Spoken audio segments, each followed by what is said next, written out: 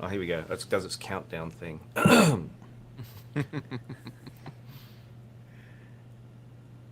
Okay, we're live. And, well, I must say good morning or good evening or good afternoon to everyone. This is the review of Roundtable 3. And with me today we have Brian from WaveTheory, Lachlan from Passionforsound, and my brain is not working first thing in the morning. This is embarrassing. GoldenSound. I'm just going to call you GoldenSound because my brain doesn't work with names. So this is the first time we've decided to do live. So this is a complete disaster. This is entirely my fault. But well, anyway. I was gonna say that, but you saved me from it. So, So yeah, I haven't had coffee, so we just blame it on that. Oh, So wow. anyway, today we were gonna discuss the law of diminishing returns, which is, at what point does it stop? It become, do the gains sort of the cost outweigh the benefits of any gain of buying better equipment? But first, to get started, well, we're actually what the question that we were discussing was something that we've had in for review recently that's really impressed us, or maybe even not impressed us so much, or um, so actually, Brian, I think you were just talking about something that you just had in for review or just reviewed, or would you like to go Yeah, first with, sure, with something? sure. I can go first. So, the full review for this actually had its public release just this morning. So if you click over to my channel, you can watch this now. But a little Slovenian company called Erzatich sent me a couple of things recently, and one of them was this little Class A amplifier right here that they call the Perfidus. And the owner has a definite sense of humor because I'll hold this up to the camera here. You can kind of see he's got these demon or devil horn things going on around the volume knob there. And then there's actual text written on there that probably won't focus, but anyway, it actually has printed on here a Class A evil headphone amplifier. I don't know why it's evil, but even the name Perfidus in Latin means someone who's like untrustworthy or deceitful or something like that, which just I find kind of Way to amusing in sell your this. brand. Yeah, I find kind of amusing in this era of like perfect measuring amps and I all of love that it. kind of stuff that someone's like, we're gonna do it differently. So I like that, but a little bit of a darker, richer kind of sound profile to it in presentation, but still extremely resolving. And I was really, really impressed with its treble control. It takes often bright, sharp headphones from a wide range of brands and really reins in that treble a lot. Doesn't necessarily make them not bright, but just smooths out that treble, gives it a lot cleaner tonality up top and all of that. So, like one example that I really loved was my Foztex TH900 with Lawton Purple Heart chambers on it. That Foztex TH900 series can get really bright, really aggressive sometimes in the treble, but on this amp it was still bright, like still elevated treble presence, but just a lot smoother, more natural, and less fatiguing presentation to the treble that I really enjoyed. And so finding amps that can handle that Foztex Biodyna line well is not straightforward in my opinion, but this one did it well, and so I think Foztex Biodyna owners should pay attention to that. So that's Sounds mine. interesting. Well, Yeah. it's always nice to find a brand that is unusual. I think because we're always used to the same brand with Shit Audio or Audio GD and Hi-Fi headphones, Hi-Fi Man, DCA. If you're not one of like kind of the big 5 to 10 companies, there are a lot of obscure ones out there, especially like in Europe. There are a whole host of obscure brands that you just have never heard of. The small companies, one guy operations, and I think in Australia too. Actually, that reminds me. I think Lachlan. I mean, did you ever review any of the like obscure Australian brand products? I think they're mostly in hi-fi rather than the headphone world. I don't know. Yeah, I haven't had a lot. Like I've had OAD Ultra Fidelity is relatively obscure. I've had their preamp and I looked at their open baffle speakers that they're about to release. Or I don't know if you call AudioFly obscure. I think they managed to get a decent level of following before they went bust. I mean, I don't know if they went bust. They chose to get out of the game. AudioFly is probably the closest thing to it for me that I ever got really heavily into. I reviewed lots of their gear and loved it, but no, not a lot to be honest. Oh well. Yeah, I remember AudioFly. I remember meeting the owner in Tokyo. So it's always sad when one of the little guys decides to get out of the game. But I mean, he was in And the they were IEM making some market, and that brilliant was IEMs at the end there. Some of their final range of the AF 1120s, 1120s, 1180s, 1180s I think they were, and then they had the 160, the 180, and the that range there, and they were all brilliant IEMs, super comfortable, great tuning, deliberate tunings that were all a bit different. They were brilliant. yeah. I missed the last lot of them. Do you have a product that you have in for review at the moment, or that you've got there that you particularly impressed you? Yeah, I do, and I'll talk about this in a second. I just wanted to flag that obviously we're going to be hearing a lot about Urzatech soon because they've also sent me their headphones. So he's obviously on a marketing push. Which is, I'll say Okay. that I'm glad that he's getting the stuff out there because it's great to hear those smaller companies. But the other one I'm going to talk about is this guy here. It's the Death and Ray SG1. It's the Bluetooth and Bluetooth only. There's no USB DAC in this. Um, Bluetooth portable sort of DAC amp, but it's really just a Bluetooth receiver and amp, I guess you'd call it in some ways. Did they Um, explain why they didn't put any USB or other stuff in it? That's an I haven't looked into it in interesting depth choice. yet. I've only done sort of first impressions so far. Um, it to me, it's a disappointment that they didn't, but they didn't. So I'm not sure why that is, and I might actually email him and find out. The reason I wanted to raise it though was not so much its sound, like it's still limited because it's Bluetooth. It does have LDAC from memory, but what I love about it is the fact that it is easily one of the nicest devices I've ever interacted with. It's got this beautiful, and you get it different colors, but the finish on it is the key. It's got this lovely kind of satiny anodized finish, beautiful. This front bit that looks like a screen is not actually a screen. It's but got a sort of a satin finish on there as well, with just a single indicator light in the middle. A beautiful interacting volume knob that's also the power switch, and then you've got your two sockets on top. But the first thing that struck me the second I opened the box, I'm like, wow, this thing feels spectacular. It's not crazy expensive. It's 400 odd bucks off the top of my head. Don't quote me on that one, but it just feels like a super super premium product. So yeah, that was what stood out to me. It sounds good. I don't want to say it sounds great yet because I haven't done any direct comparisons, but design and fit and finish, nothing short of spectacular to me. So that was the one that stood out for me. Excellent. So I remember seeing that being around on the forums, and I had the opportunity to review it, and I thought, that's going to be tricky, Bluetooth only. But I was yeah, if it, torn on that one too. yeah. So anyway, so how about GoldenSound? So you have, you're the, I think you're, well, you've now moved, you're with headphones.com to a large degree, so I guess that may have influenced a lot of the stuff you can review. So do you have Not something so much, to be you honest, have? because most of the stuff that I got in from my own channel is from viewers and stuff, not so much from manufacturers. So still kind of the same thing. I've actually got a video going up on my own channel in a couple of days' time. I was going to say though that probably the product that impressed me most recently was the D8000 limited edition, purely because I already really like the D8000. It was a really good headphone. But the D8000 limited edition, it kind of takes the best of both of the Pro edition and the non-Pro edition. I listened to them first side by side at Munich and then again at a meetup in London recently. And it's like if you took the D8K Pro, added a little bit more detail and just toned down the treble in that it's not quite as analytical sounding, but it is more resolving. And then shifted the overall tuning slightly towards the non-Pro. And for me, that was the best of both worlds. And I don't know what they've changed because on the actual product page, they don't say anything about changing the driver or changing the damping other than it's gold plated, which shouldn't really make a difference. But there was two different people who said that the D8000 limited edition will get louder without clipping than the non-limited editions will.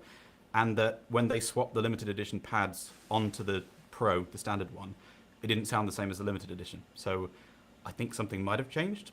Whatever they have changed seems to be doing a nice job.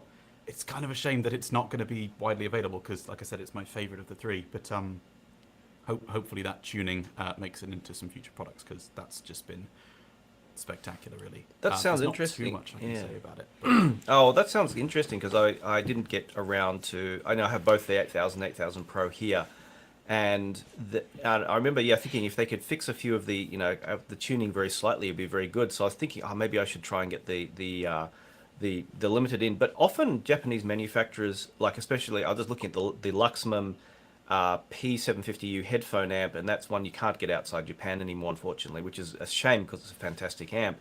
but they would do a limited version, and then the new version, like the Mark II, was actually the changes they made to the limited. So the limited versions, if we're lucky, the limited is just a kind of test version for a actual final production that they'll make a new version. So I'd have to contact them and ask them about that, because that sounds very good. And it's definitely, they were very close to, well, for many people actually, an end game headphone with the D8000 Pro, I think. And for one of my supporters, the D8000 is his end game headphone. But yeah, kind of the tuning was an interesting one on those.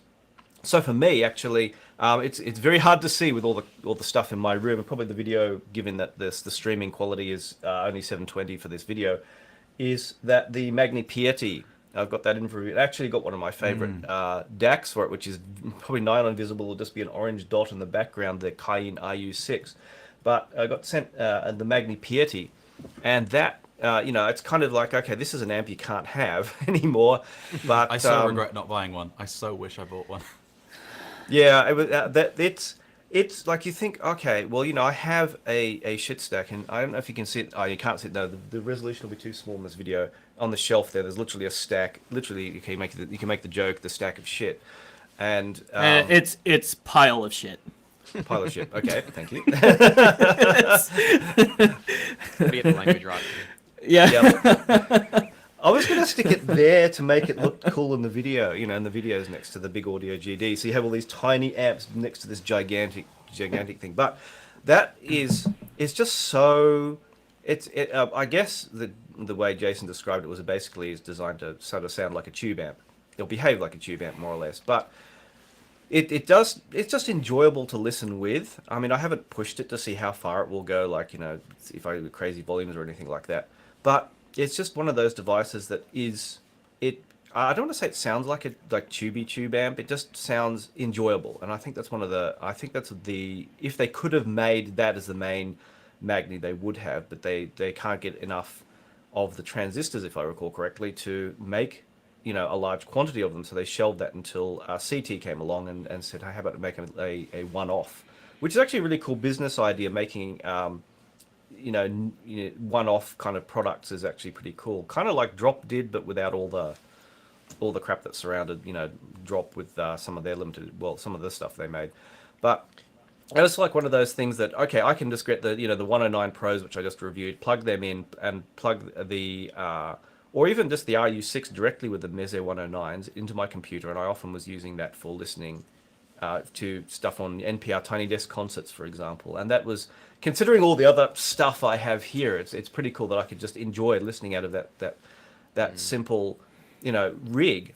And I think that's the reason I came up, thought of that topic for this discussion is like, okay, if I can enjoy myself listening with this simple rig, at what point is it really get into crazy going, getting all this stuff, which I enjoy listening with as well. So, but I thought I'd start with, I think we were talking about diminishing returns.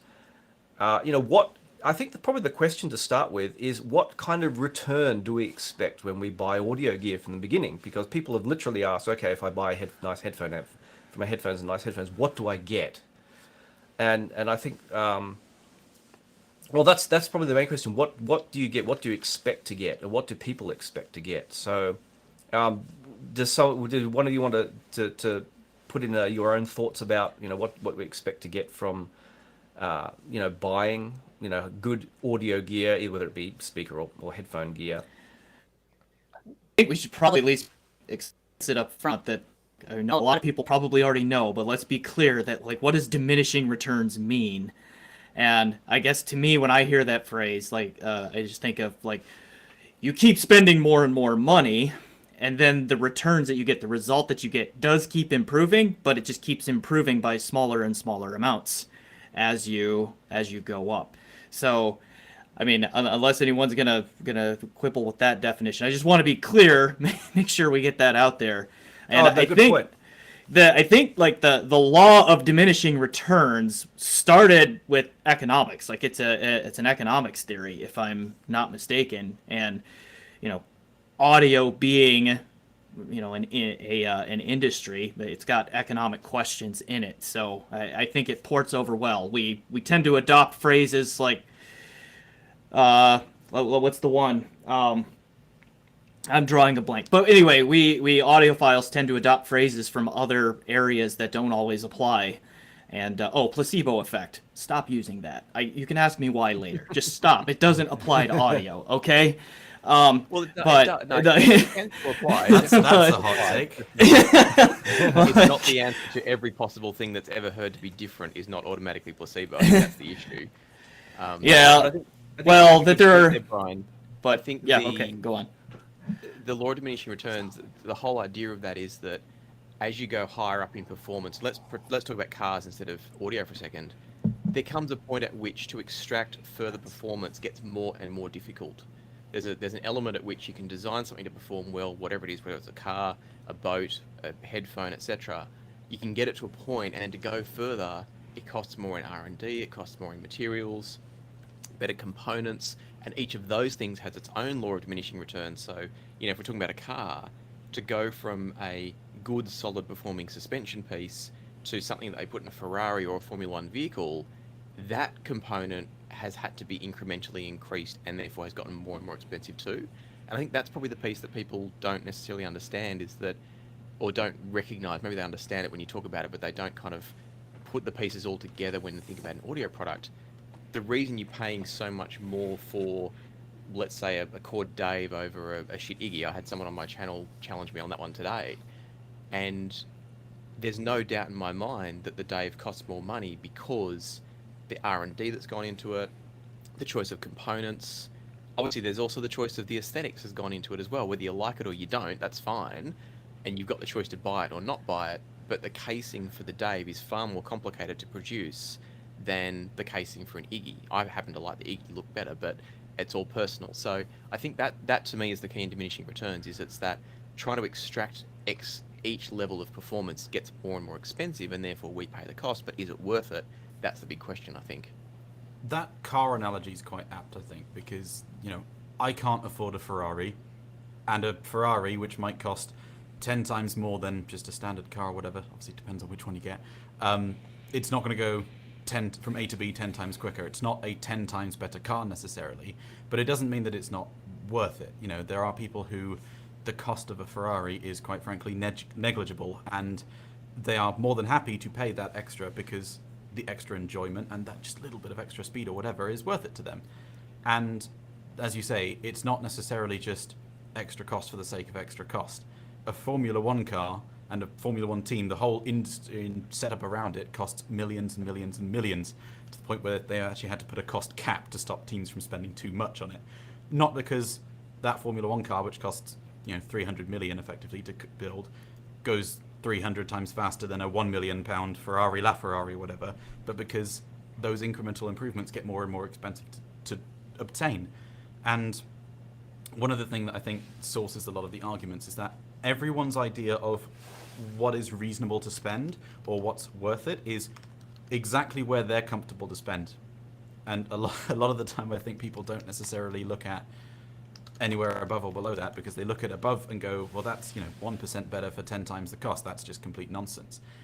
But then actually, if you think about it in the context of, if you ask the average person, what do you think is a reasonable amount to spend on headphones? Don't start talking about amps and DACs and stuff, but if you asked a person, what do you think about spending £500 on headphones? They'd go, are you mad? There's a sliding scale here, and whilst there's in audio undoubtedly quite a lot of companies who they make some quite nice margins, let's just put it that way. There is also a lot of stuff where the extra cost is quite justified, and there is genuinely a lot of expense to building something which it might be slightly better. So yeah, it's challenging, and there isn't really a right answer. But I think bringing it back around to economics, my view is that I judge a product primarily on how it competes with similarly priced stuff. Just ignoring everything else, ignoring whether it's worth it to me or not. I think the Warwick Aperio is absolutely phenomenal, but it's 36 grand. And if someone dropped 50 grand or 100 grand in my lap, I wouldn't go and buy an Aperio because there are much better things that I could spend the money on. For someone who's far wealthier, maybe it's completely worth it. But for me, that doesn't mean that it's not the best headphone system I've tried. It is. It is the best, and I can kind of see why it costs so much. But value and how much something actually costs to build are separate. But ideally, they shouldn't be too far apart. Something shouldn't be costing way more than it actually costs to produce and run a viable business. If you are making 10 times more profit than your actual business costs, you're probably taking the mick a little bit. If you are, selling very expensive products, and there are some audio companies who are selling extremely expensive products, but aren't rolling in cash, you can look up the financial statements for quite a lot of these companies, and you might think that, they're just raking it in tens of millions of pounds a month. A lot of them really aren't. Actually, I probably shouldn't say any numbers, but yeah, I think it's fair to say that a lot of these companies aren't just Scrooge McDucking it as much as people think they are. Yeah, I it's think a very that's a good good point. I don't know if we want to go there now. I'll pause after this, Amos, and let you jump in.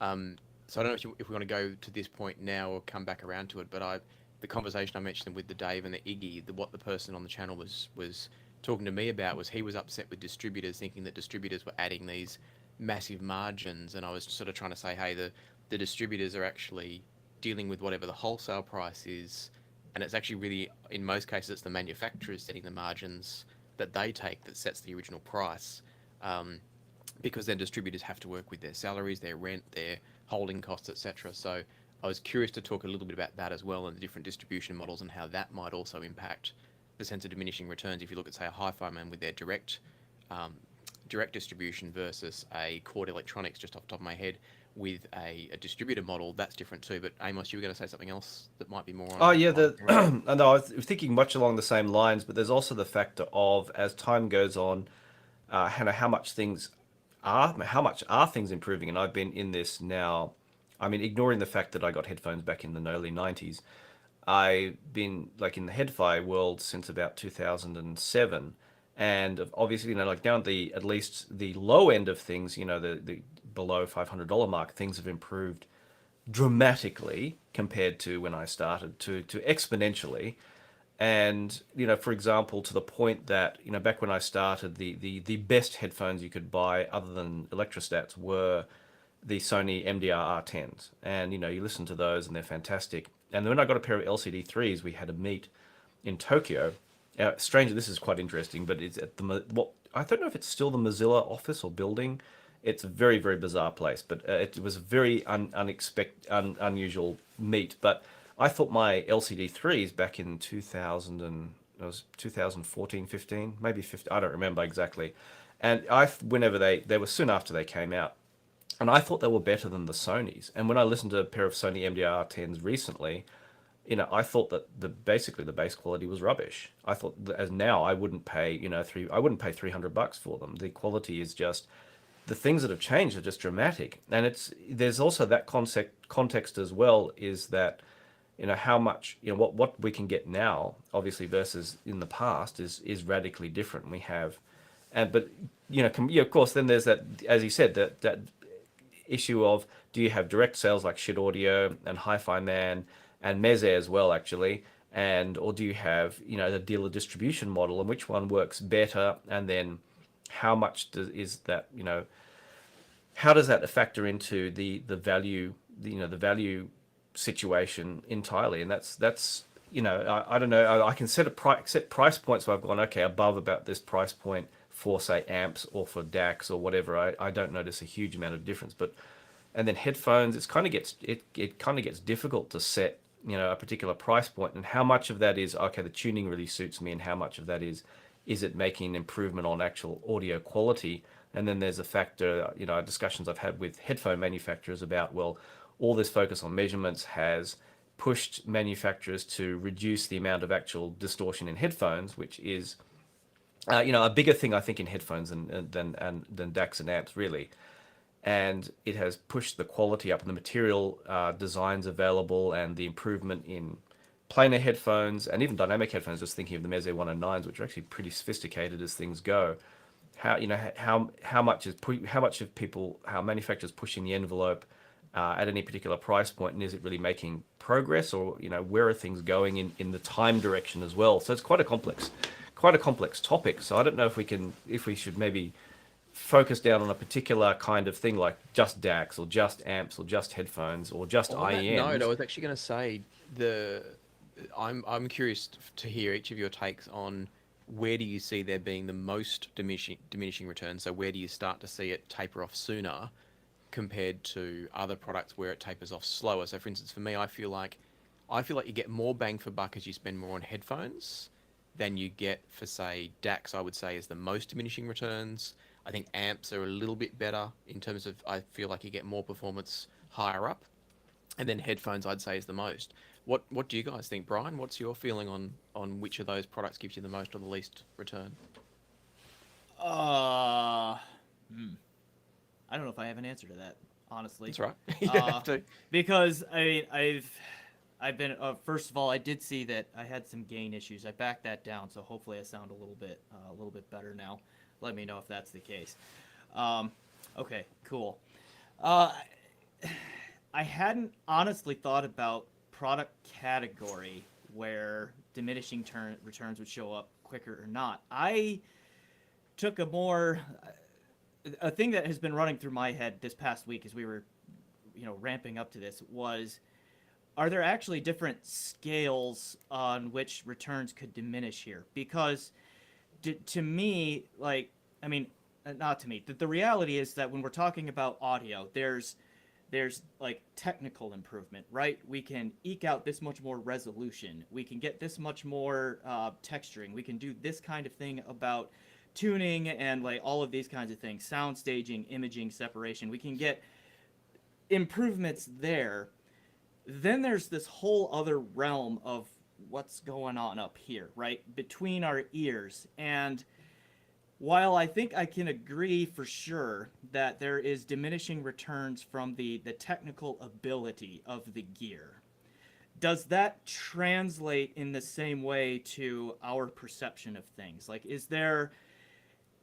does diminishing returns in the gear necessarily mean diminishing returns in our perception of how we hear things and getting closer and closer to reality? And I don't think that there's a clean mapping there, and I also think it's going to vary from person to person. I put together some very, very technical graphs. Look at this. Okay, this, tell me that's not amazing. I hope that's showing up. Okay, and a little bit Really hilarious upping the production here. quality here. So essentially, I'm thinking if we're talking about just the technical ability of gear, I think there is kind of like this square root curve kind of a thing with an asymptote about what's theoretically possible up great. there. I think that's probably a thing, right? What I'm thinking from a perceptual standpoint is that thing is probably more like S-shaped, okay? Where, somewhere in here, things get better quickly, get better lower end costs. Then they probably bit through some middle range, and then way up at the top, you probably get to this, and I've defined this asymptote with a question mark because I don't know if this is actually the real thing or not, but can it sound real? How close to the real thing does it sound like? To the extent that we can get there, because we have human voices, we have acoustic instruments, we have all of that stuff that have real actual sounds in real actual rooms that we can try to replicate, right? To me, that's kind of what this line would represent. But then, sorry, I'm going full nerd here, but that's okay on this podcast, right? It's good. Yeah, maybe it's steeper for some people, that S thing in the middle. Is it steeper or so? Where are you on this? Are you way over here? Are you here? Is this shape even real? I don't know. But these are just kind of things that I was thinking of, and I thought this was a quick, kind of silly way that I could try to illustrate this point. But I think there really are two different scales that we need to be thinking about here. There's the raw technical ability of the gear. What can it do? But then, is it the same relationship into diminishing returns or all that when you're talking about what's going on with ears and brains? And I'm going to say, I don't think so. I think those are two different scales. Exactly how one maps to the other, I don't know. I'm sure that varies from person to person and listener to listener, but I do bet that they are different. There's also just the fact that for some stuff, I think it's more that it gets different versus other stuff. It gets better or worse. For me, DACs are generally more of a better or worse thing. There are differences, but I'm quite happy with just one DAC. And headphones, on the other hand, at the top end, there is a point where realistically it does stop getting drastically better, and just there's lots of different diverging sound signatures and aspects.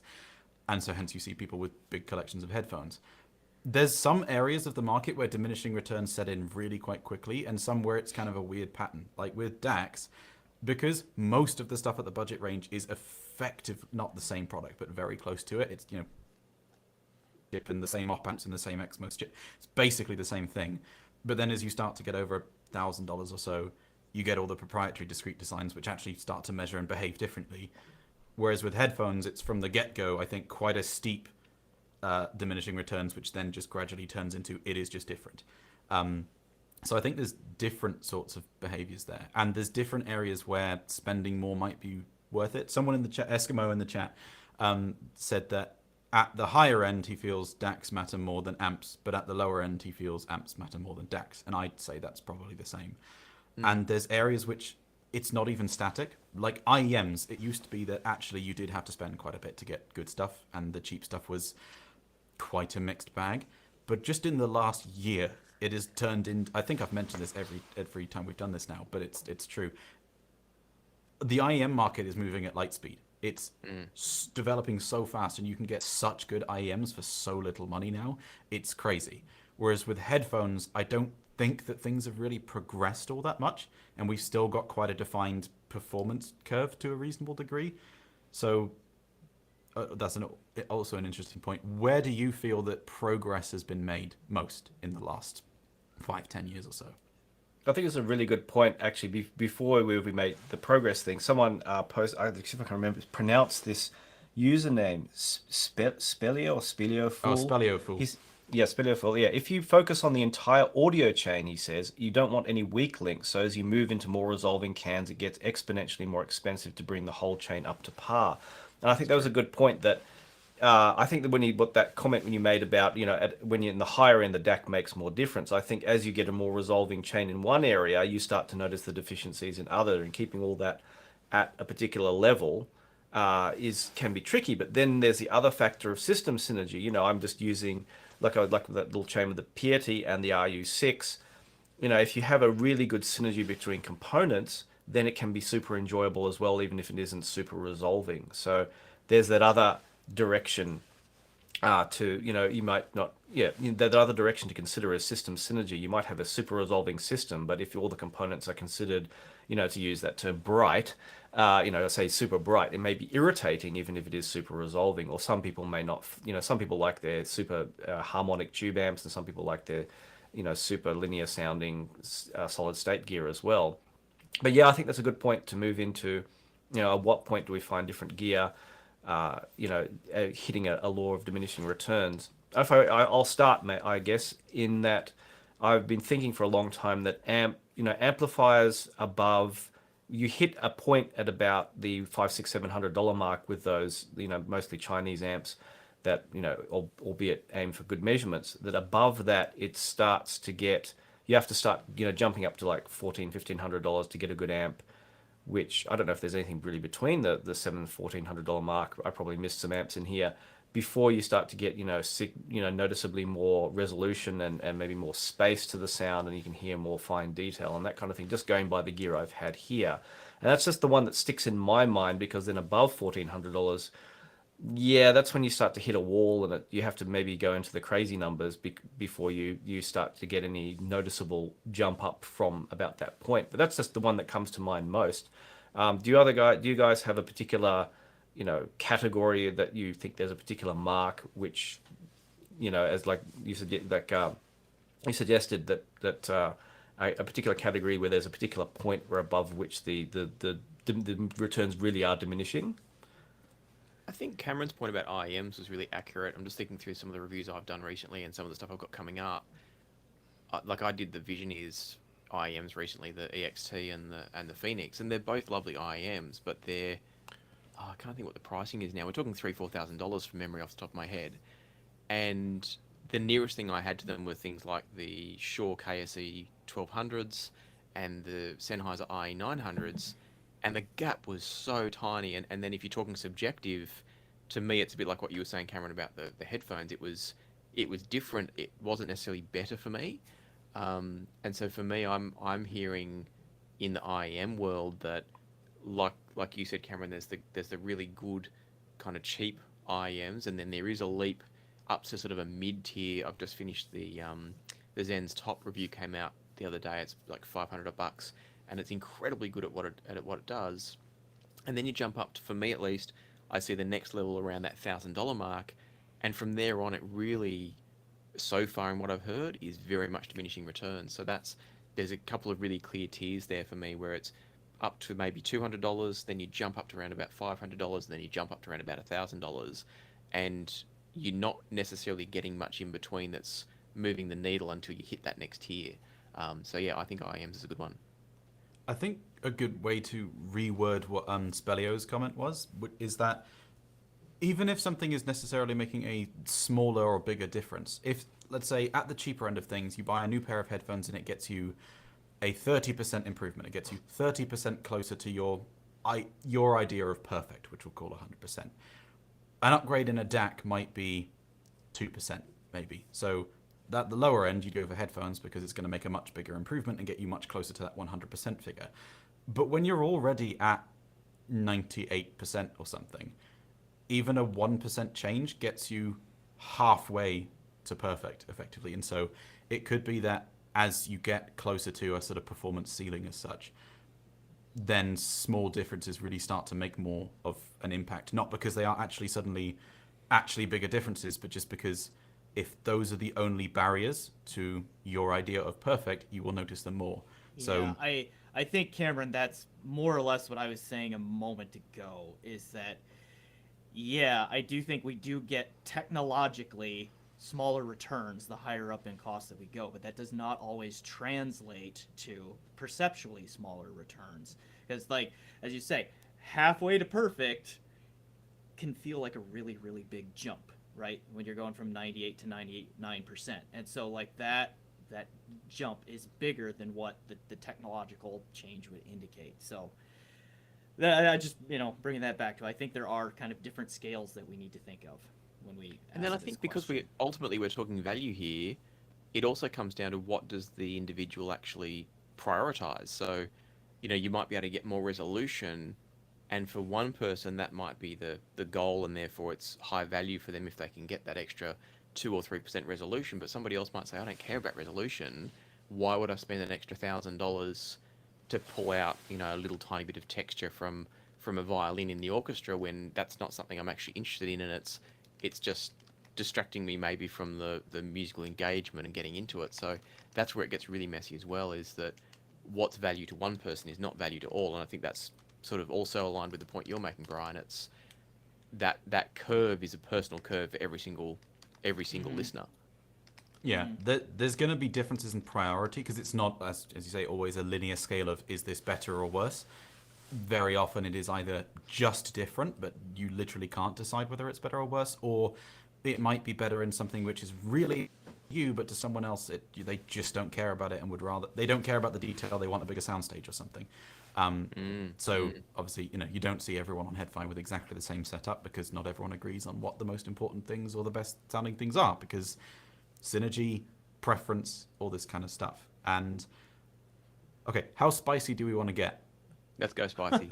I was about to Yeah, go let's go spicy. spicy. Why not? I was going to ask Brian about your Uh-oh. comment when you said placebo doesn't affect audio, because that's something which I think is sort of links into this, where people will sometimes, to be Yeah, blunt, placebo so themselves, or not let me- necessarily placebo themselves into something being better, but will defend things a bit harder than. So let me defend that comment first and explain where it's coming from. Okay, and then we'll jump into that. So, I don't talk about this often on my channel. It's not super relevant, but it's relevant right here, right? I went to grad school a few years ago, finished, got my PhD in physics and STEM education. Okay, so I am a professional trained scientist. All right. So that doesn't make me perfect. Doesn't mean that I know everything, but it does hopefully help contextualize some of what I'm about to say. The placebo effect is a very specific result that comes from clinical and medical trials, clinical medical testing.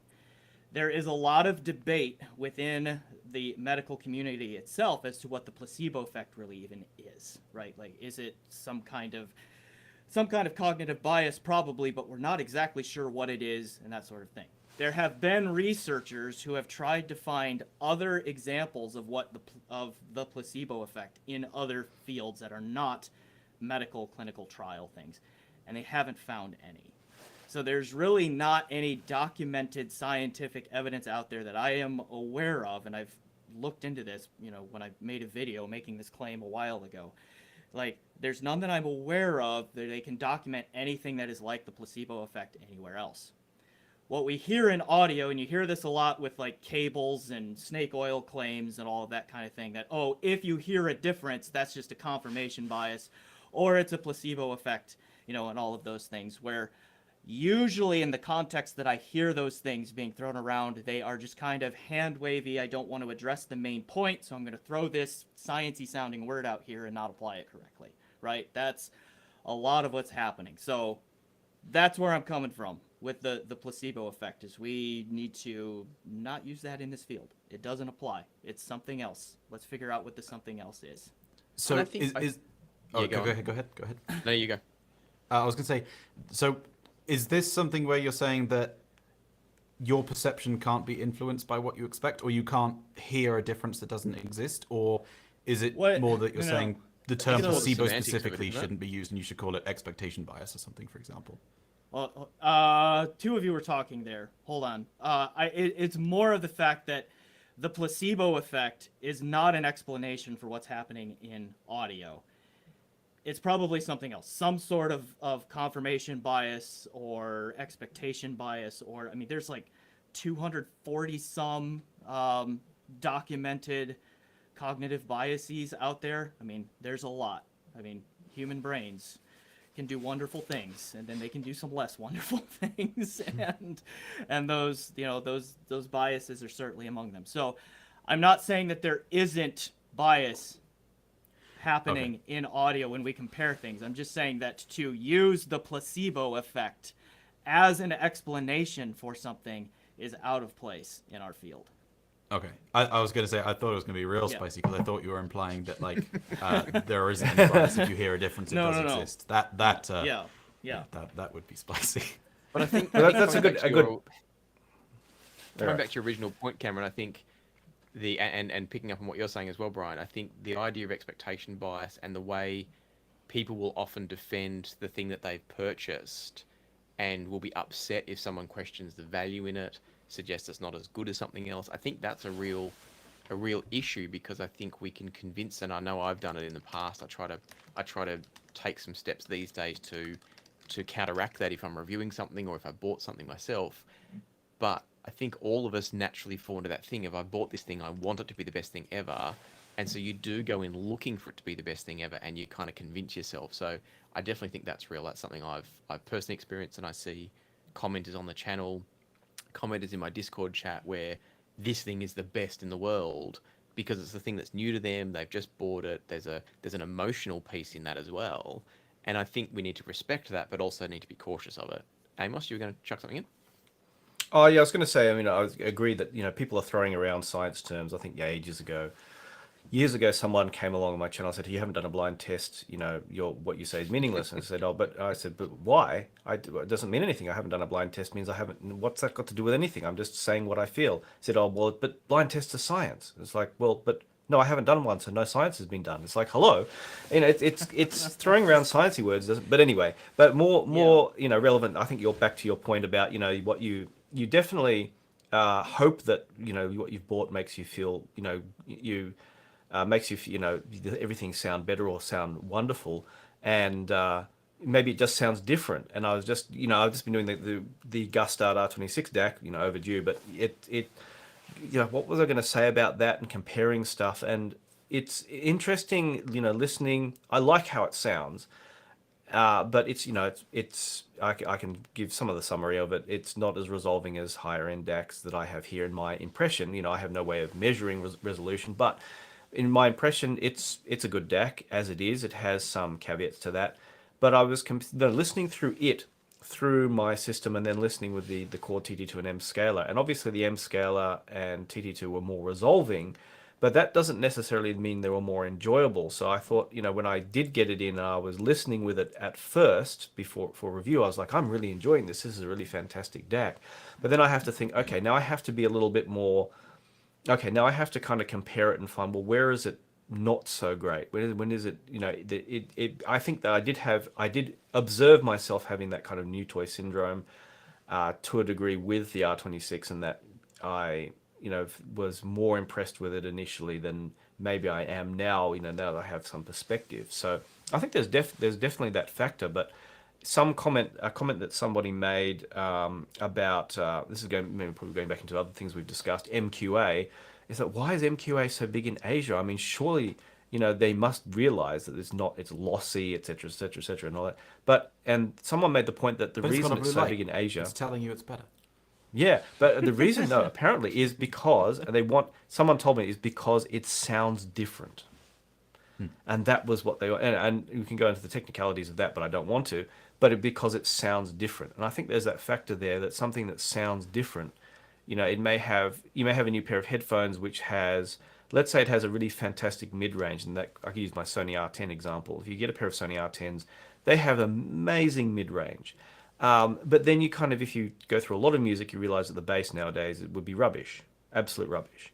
And maybe the mids and treble are fantastic. It had really great tuning, that particular cup design, etc., etc. But now, overall, the whole package would be no way would sell for whatever they were new. They were equivalent of about over $5,000 back in 1989. Was 2,600, I think it was. I can't remember.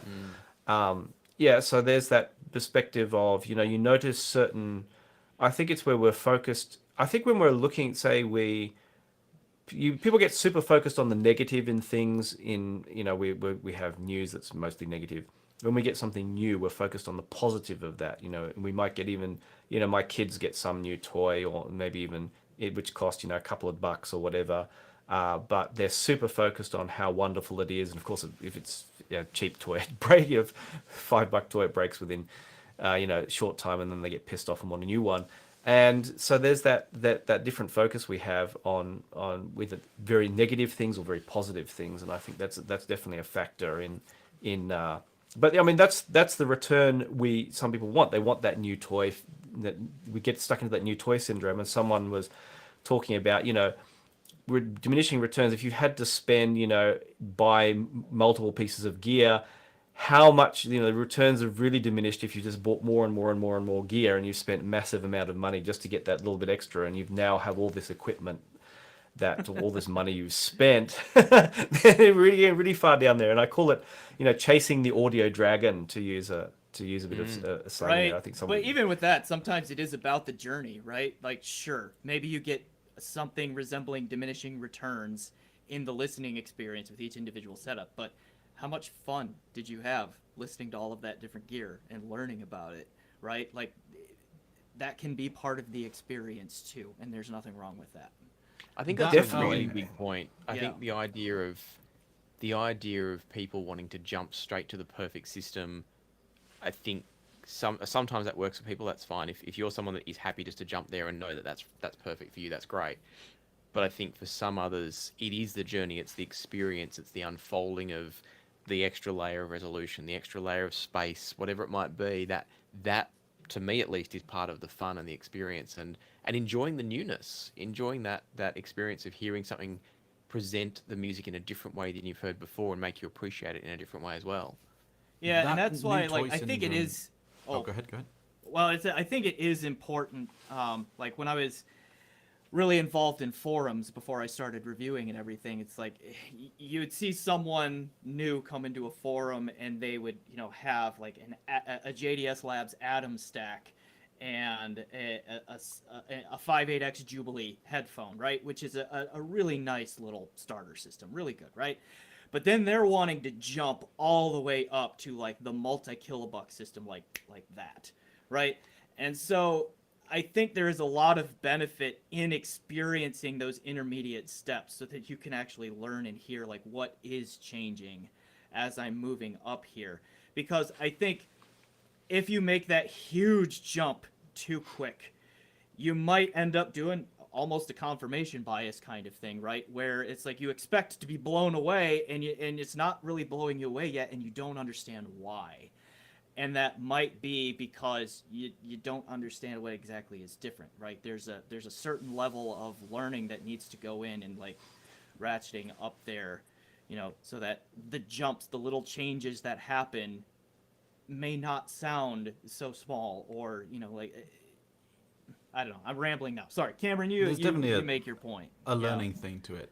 I was just going to actually, I probably don't know if I can repeat some of the comments that are in chat, but they're quite amusing. I saw that.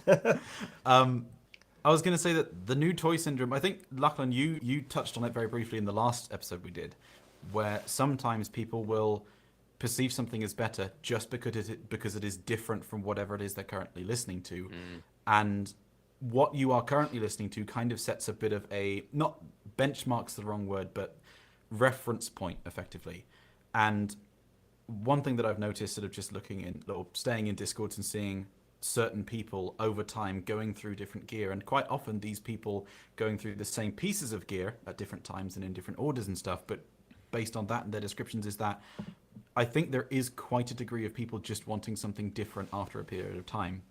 Some people will just get one thing and be happy with it for years, but there's a lot of people who they'll buy something, and even if they absolutely love it, after a year or two or 10 days or whatever, they go, okay, but maybe if I can just change that slightly, and then they go and buy something different, which maybe does that, but then 6 months down the line they go, okay, but that's great. Now I'm getting a little bit tired of this particular shortcoming, so I'm going to buy something which addresses that, and then just repeat cycle. But in the sort of professional environment, I don't know where this is from, so I can't credit the person who made it, but it was this image I saw where it's studio monitors now are more based on measurements and science and stuff, and it is actually getting to the point where studio monitors, generally speaking, are very flat overall. But that wasn't always the case. And it was basically an image explaining how people buy studio monitors based on what sounds best with current music, and pick microphones based on what sounds best playing through studio monitors. And then that affects how the music is produced, and you end up with this cycle where stuff is just constantly changing to kind of try and suit the previous thing, and as a result it never settles down. There is no best, because whatever you're listening to or whatever you're recording on is probably different from what someone was using 2 or 3 years ago, and so it's never static. And I thought that was quite interesting, because the music itself is a big factor, right? If overall the trend for music shifts so that there is a bass boost, then people are more likely to start to slowly prefer headphones and speakers and things that have a little bit less bass, because otherwise it'll be too bassy. Or maybe it'll go the other way, I don't actually know, where because people are at the time wanting more bass, they'll buy something which has more of a bass shelf, and therefore people will start to master music differently and put it a little bit lower. There people want more bass, or I think that's definitely cyclical nature to it. Absolutely, because someone was just mentioning music, and I think that's a good draw into that particular topic, is that when you're getting better gear, I mean, I never listened to jazz when I started. I was listening, I still got a playlist going back, I don't know, 15, 18, 19 years, I can't remember, an old iTunes playlist, and it was all pop music. And then as I got into listening, I tried jazz, and it's like I discovered all these amazing, like the Dave Brubeck. And the first time I heard, like Take 5 and a lot of his other stuff, it was like a drug. It's like, oh, now I understand why people must have thought jazz was evil back in the 50s or whatever. It was just like, it was like a drug. And when you hear it through really good gear, it's like so unbelievable. And I mean, a lot of Dave Brubeck stuff was based on, stuff he'd heard from around the world and various things, which is why he was. That's a whole story. We should do a whole thing just on music. Is just really fascinating, the origins of this stuff. But I mean, I really got into jazz in a big way. It's like, a lot of the jazz, if I just heard it, say, in the car, in a car stereo, I'd be like, okay, that's nothing particularly interesting. But now when I listen to it and I hear what went into a lot of these recordings, it's like, oh, this is like a whole world I'd never heard of before, because I went straight from my father, who listened only to classical, mostly Mozart and Bach and all that, straight into pop. And what Lachlan, you said about mastering, Cameron, you said about mastering, it was exactly what I was thinking earlier, where, if you hear old 60s, 70s, and I think 60s, 70s pop recordings are really bass weak. And I think speakers back then were very from memory, you know, old style speakers were very kind of strong in the bass and kind of didn't have a And very amps peaky too. treble. Think about the tuning of all those vintage amps. Ah, yeah, they're a good point. So everything sounded really dark, and you can still hear some of those old systems actually in stores here in Japan, believe it or not.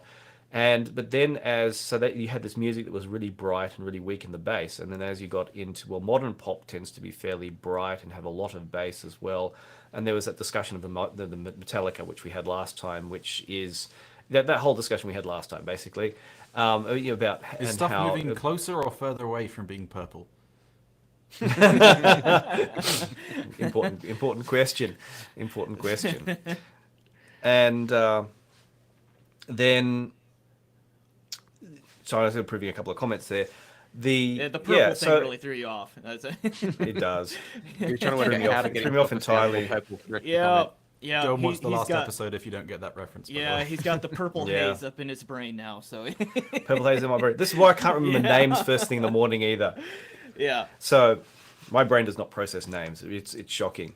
But yeah, that's a good point. But what I wanted to come back to is, what we're getting out of getting the extra gear is that hopefully extra insight into the music, and the other factor, our own level of perception, our own level of expectations, and also like the music we listen to. If you listen to just generic, compressed pop, it's not going to really be. Why would you buy a high-end system for that? But there's a lot of to be found in really good recordings and from performers and that which you just don't hear listening to them through a lower end gear. And I just wanted a friend was telling me about an experience listening. I think I mentioned this before. Listening, they were actually in a recording session with a singer, and they were as they're going through the recording session, he found himself to be becoming emotional, and his eyes were watering, his nose was running, and everything. He couldn't move because the microphones are so sensitive. I used to make the joke in reviews. You can hear the guy shifting slightly on the chair in the back of the room. That is not a joke. Actually, it was a joke, but it's not a joke, but it's true, because you could hear that in the David Chesky recordings, and he could not move at all, because any sound would be picked up. And at the end of the session, he quickly grabbed, when they hit cut, he quickly grabs his handkerchief or whatever and wipes his nose and stuff. And he thought, oh God, this is so embarrassing. He turns to look at everyone else. Everyone else's eyes are watering, the nose is running.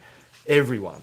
And if that's something you just don't get listening, you listen through headphones or whatever, but if you hear instruments in person, they're like drums are just like, wow, they're just smashing. The impact of live instruments is just completely different to what we hear through that. And unless you're going to go in through $100,000 system with and set up room with gigantic speakers and super powerful amps to reproduce the dynamics and the real slam of instruments, we don't get that, but we want to get closer to it if we can.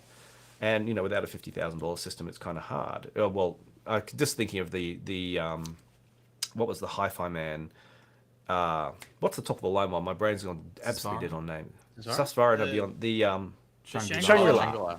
Yeah, I just did a review on that. Just the headset of it recently. Oh, awesome! Yeah. We had it with a Dave. We had that in Hi-Fi Man's Tokyo show, and we had that with a Dave to that. Okay. And I put on the binaural, and it was like the instruments were in the room. Not the same impact, but it felt really, because that was a binaural recording, it felt so three-dimensional. That was like, oh, okay, now this is what I'm after. I don't have the money for it, but that's what I'd like. Yeah, reviewing that recently was interesting because, when we're talking about diminishing returns, it's one of those where I'm thinking, like, just the headset for the Shangri-La is like $18,000 right around in there, which is like 3 times the MSRP of Susvara. Is the Shangri-La 3 times better than Susvara?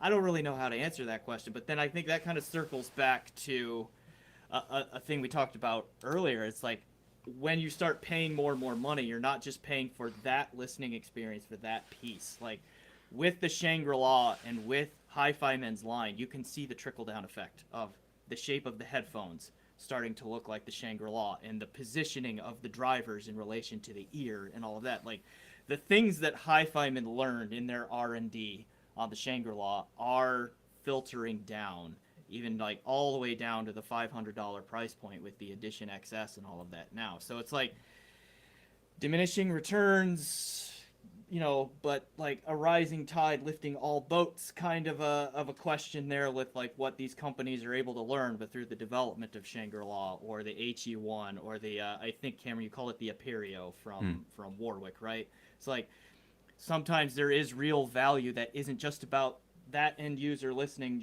right there. It's like, we ask the question about what's possible rather than what's practical, and there's value in that too.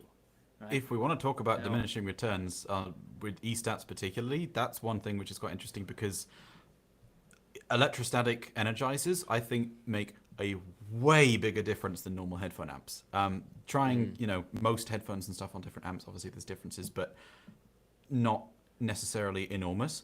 The Shangri-La Senior changed completely depending on what it was running on. Sorry, Hypherman, if you're watching. The Hypherman's own energizer I thought was kind of terrible. Then the Blue Hawaii SE was a considerable step up. Trying it on Eskimo Bob, if he's in chat. It was a Riviera AIC10 through an iFi IESL, and then that was a step up again. And what was interesting is that we also had the X9000 and the HE60 as well, and got to try them on a bunch of chains. And like the Woo 3ES was just another big step up. I was really surprised because I've not owned many eStats or anything before, so I've not really experimented with eStat source gear much other than at shows. I was stunned by how much of a difference they make. It's actually kind of crazy. They just change completely to way more of a degree than headphones do. They have to send, extremely high voltages at extremely high slew rates. So that's if I'm thinking correctly. The Apereo, interestingly, is because most eStats are either, I think it's I could be completely 30 and 570 volts, might be 270 and 530. I'm not sure. So you need extremely you need crazy high voltage rails like 1,000. I can't remember, it was 1,000 volts in some amps. I remember the Apereo runs at 1,800 volts. It's crazy. Yeah. Well, when someone was doing it, I remember when Kevin Gilmore was building his first DIY T2, when that was when they were working on that, and that thing apparently gets so hot that I think someone is making them now. But I recall the story where he showed a picture of a bolt that had accidentally arced something in the amp, and it burnt a hole clean through a bolt. That's how much voltage was going through the amp.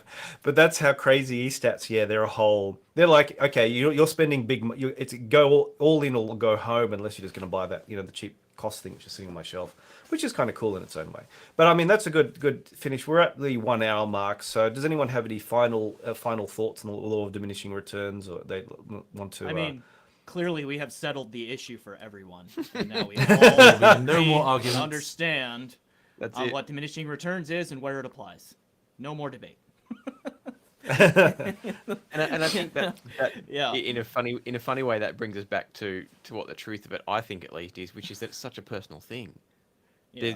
Like only the individual can define that for themselves, and I think looking to an external person like us reviewers to say what is worth what should I buy, what shouldn't I buy, we can't answer that because it depends on what you prioritize, what you value, both in terms of your monetary budget that you can spend, but then also what is actually important. Someone said before on the chat, really old Cobb said that they enjoyed Sundara more than Susvara. They could hear that Susvara was doing some things better, but they enjoyed Sundara more, and that's a great point.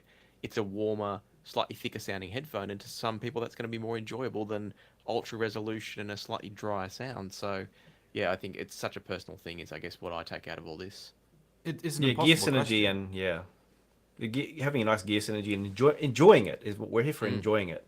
So whatever you're doing and you're enjoying it, who cares? Really, if you're enjoying yourself and you're not sending yourself bankrupt, because I always tell students, don't spend money on food, not on headphones.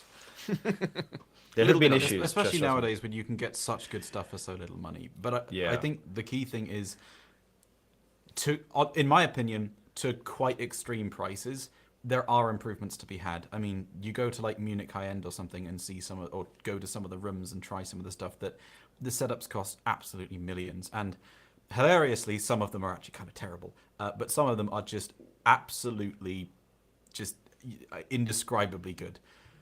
And you can see, well, I can't afford a $2 million stereo system, but I get why someone who's wealthy enough would want this because it is genuinely better. And I think, yeah, the key thing is, as Lachlan said, it's personal. If there is a difference, not even necessarily an improvement, but a difference, which could then be subjectively preferable, someone might want to pay for it. And it's not actually up to you to determine whether it's worth it for someone else. And as a reviewer, the question, is X worth it for the extra over Y, is an impossible question, because we can try and describe what the differences in sound are, what the potential improvements or trade-offs might be, but we can't answer whether or not something is worth it to you, because your financial situation, your preferences and priorities are not necessarily going to be the same as ours. And even if we are reviewing something which, like the Aperio, like I said, I love it, it's fantastic, but I can't afford one. And even if I did suddenly get the money, it wouldn't be worth it for me. But then for a lot of people, it would be. It's a very personal question and not something that anyone else can answer for you. Hey, can I throw a fun finishing idea for us, No. and we'll see if we can't do it. Say so. Let it rip. Can you each name one product that you recognise as good, but it's not value for you? And I think you might have just done yours, Cameron, potentially. And then the second one is, what is a product that you think is great value? And again, knowing that it is for you, it's not for everybody. So like my example would be Chord Dave, I recognise is an amazing sounding DAC. I wouldn't personally spend the money on it. The value is not there in it for me, because TT2 is good enough, and in terms of the headphone amp stage is better for me because it's got that slightly warmer tone to it and a bit more power behind it. So Dave would be I recognise it as good, but it's not good for me, not value for me. And I think in terms of a product that I really love, even though I recognise that you could spend more and get better, I love the shit Iggy. I could listen to the Iggy all day long. That's the Iggy OG in my case. It's a DAC that I keep around as a reference. I actually don't use it every day, but it's a DAC I use as a reference point for great value for money. Fun, enjoyable to me, and for me as well, well priced for the performance and the enjoyment that it brings. So that'd be my two examples. Cameron, do you want to jump in? I think you already said the Aperio might be your top one, but what else? Something that's I'd say the Aria, either the OG or the Stealth, just because for me either the Aria or actually the Meze 109 Pro. Both of those offer some really serious performance compared to other stuff at the price point. And yeah, those are ones which I'd say, if you can comfortably afford it, are likely, I can't guarantee it because obviously it's a personal question, but likely to be worth it. Yeah, so those ones I'd say are really, really good value. Yeah, for me, like the stuff that I mean, like our top end stacks, I've made the point that I wouldn't go. I put down a deposit on a Blue Hawaii many years ago, and then I sold the deposit to someone else. It was when it took ages to get a Blue Hawaii, which it doesn't now. And in the end, I thought, I don't want one amp for one pair of headphones and one pair of headphones for one amp, because to get a pair of at the time it was just SR009s. That would, let's say I bought SR009s and a Blue Hawaii. Okay, what's the upgrade from that? What if I want, okay, they've come out with the SR009S. So now I have to sell off multi-$1,000 electrostats to buy a newer pair. And you see where this is going? It's just too far. It's just too much of, I can have one amp here and I can go through dozens of different headphones, but to have one amp for one pair of headphones, which may not sonically work with all my music, that just wasn't going to work for me, even though the actual sound quality is, yeah, now they have, of course, the X9000 or whatever, is amazing. But just no, I just couldn't do it for myself. So Brian, did you have one that? I'm gonna drop one that is not necessarily a specific product, but more of like I'll just like Abyss. I see the value in them. Great bass response and all of that, right? I'm like trying to duck here, but their mid-range tuning and their physical comfort to me are just two really big letdowns, and that for me, like, I recognize they have real strengths technically. I would not choose to listen to one. So I guess there's that. Let's see. The opposite direction is the one I have been thinking about most. Like, do I have a guilty pleasure listen? And I don't know if I have a specific product, but like, and it's weird, and I recognize how strange this is because of what Abyss is good at. I also I really like bass. I'm a bit of a bass head, right? So something that's got a lot of really thick, heavy bass to it that is just really fun. Like that TH900 with the Lawton Purple Heart chambers that I talked way at the beginning. Huge amounts of sub bass, lots of fun, nowhere near an accurate frequency response, or tuning at all, but it's just so much fun, right? And that's why I keep it around. So that's. I have the headphones. We'll go Actually, I with was that. for a while. Yeah. I was listening with the most. And I'll finish off with this one. The headphones I was listening with the most for a long while would probably surprise everyone. That was the Odyssey Mobius. The original, I bought these, the original Kickstarter, the cheap price. They've actually gone so long. I can't get the same color earpads, so I've actually peeled off all the coating. It's all come off now, but the earpads still work. And because they give all that slight 3D effect, even though the drivers aren't that fantastic versus the other headphones I have, that made everything. It just made listening on YouTube nice, just listening to stuff. So I'd spend a lot of time, listening. Well, even if it's just watching interesting channels when I was watching YouTube. They were just the headphones I ended up using a lot because they were just the easiest way and nicest way. And actually even watching, editing videos, they were actually pretty good because you could actually hear the environment of the room really clearly and also how terrible the echo can get. They were actually the ones I used a lot and still do often for watching YouTube just because actually I like the 3D thing. And that's kind of like tend to be an anti-EQ person. Well, not really anti-EQ, but anti-anything like that. But actually I thought, this works really well. So in the end, it's really funny what you end up using in practical terms. So, and not necessarily the whole system behind which why is there no sound coming out? Or what have I not plugged in with all this stuff here? It's like, okay, let's grab these and plug them in. This works. So there's that factor too. But anyway, so that's it for our third review roundtable, and I hope you all enjoyed this. And thank you everyone who contributed thoughts and questions and funny comments. I guess there was one from Neil in there that he thought his third wife sounded better, but it's. He also said his wife that his sex life was diminishing returns, but we need to just that one cut too. Amos off 3 minutes before this thing ends. Yeah, I because every time he just kind of Before we go veers us downhill. off, just right off the cliff. Anyway, We're at the end thanks of everyone. Yeah, indeed. Before I get in more trouble. But anyway, so thanks everyone. And we all look forward to do check out our channels if you haven't already and subscribe. I guess we all have some great reviews coming up and our next review roundtable with any luck next month if all goes to plan. So And that will be over on WaveTheory's channel, so make sure you subscribe to WaveTheory so we can see you there. Yeah.